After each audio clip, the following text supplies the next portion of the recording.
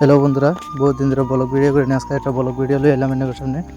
আর blog ভিডিওটা হলো একটা বাটার মধ্যে আগুন দিতেছে। দেখুন কীভাবে বাটাত আগুন দেয়, কেডা কেডা দেখছুন না, আজকে ভালো করে দেখে রাখুন কীভাবে আগুন দেয়।